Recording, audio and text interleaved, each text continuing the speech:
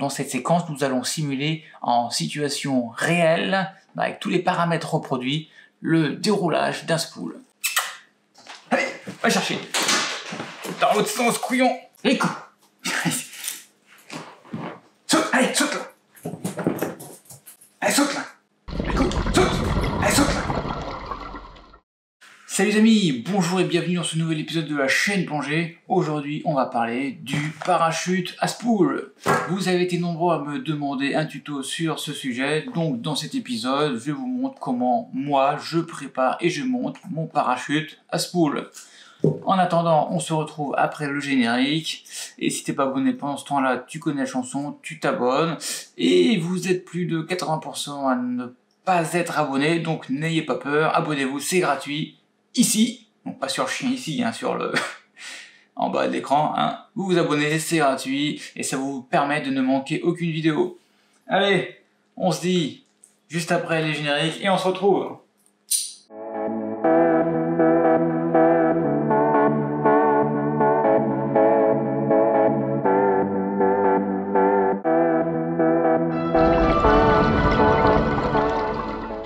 J'ai déjà fait une vidéo sur les différents types de parachutes pour essayer d'expliciter un maximum ce que l'on peut retrouver sur le marché dans le monde de la plongée au niveau des parachutes. Je te mets le lien ici. J'ai également fait une vidéo sur le parachute à plomb. Je te remets le lien ici.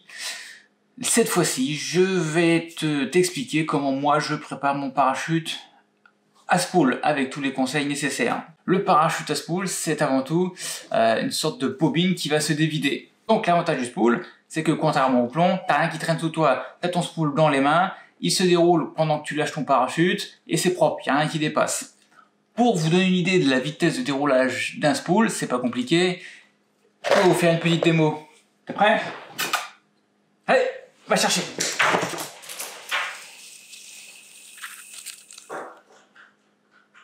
Donc voilà, c'est à peu près avec ce genre de vitesse que le parachute arrive en surface, tire sur le bout et déroule le dévidoir. Donc tu l'as bien saisi, déjà rien que dans la manière de tenir ton dévidoir, tu as le pouce et le majeur. Voilà. Après il y a des gens qui font comme ça, bon voilà. Ce qui est important du coup, c'est qu'au choix de la bobine déjà, si t'es pas capable de faire ça parce que t'as des trop petites mains ou que ton spool est trop gros, bah il va falloir changer quoi. Donc l'avantage aussi du spool, c'est que pendant la remontée, tu peux commencer déjà à remballer le bout de ton parachute proprement, sans risque d'emmêler toute la palanquée.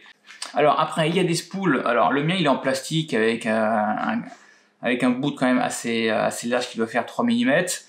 Il y a des bouts qui sont en aluminium, qui sont, bon après, sur un esthétisme effectivement plus sympa, mais aussi plus robuste. Je te mets le lien dans la description, tu iras voir, c'est sympa.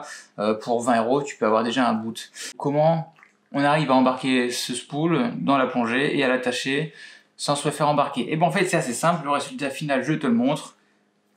Il est là. Tu as une grosse boucle et deux petites boucles.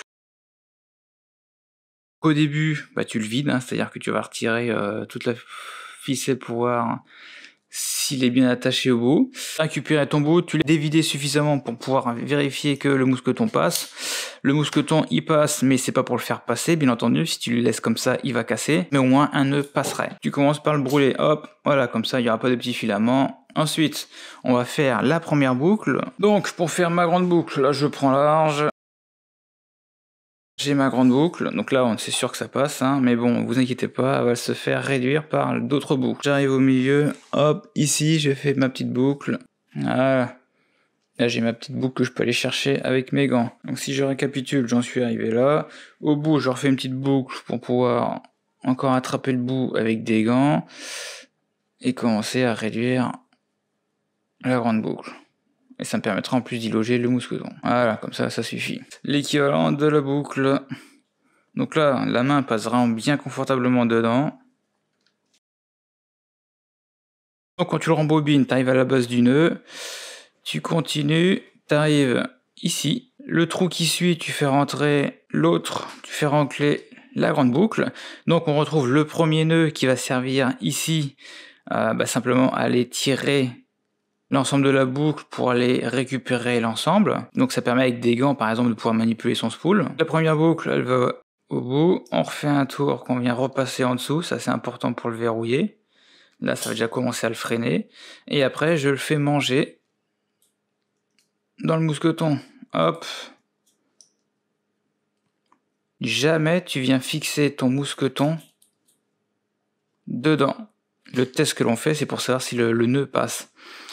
Si tu le fais, bah ça va casser en fait. Donc là, on est sûr qu'on est le mousqueton est attaché à ce bout-là. Il est freiné ici par la première boucle. Donc certes, ça descend suffisamment, mais pas entièrement non plus. Il est vite sopé et c'est largement suffisant. Donc il est embobiné pour pouvoir le raccourcir. Et on arrive ici. Là, il y a 1 centimètre, mais bon, ça risque rien. Hein. Ça, c'est pas ça qui va faire que ça va se dévider. Si tu tires ici, tu vois que tu n'arrives même pas à repasser par-dessus. Donc là, on est bon. On est sur un côté souple, donc il n'y a pas de risque de cassure de quoi que ce soit. Et là, ton spool, il est prêt. Pour dévider ton spool, bah, c'est assez simple. Donc, tu appuies ici, c'est un peu plus dur, mais au moins c'est sécurisé.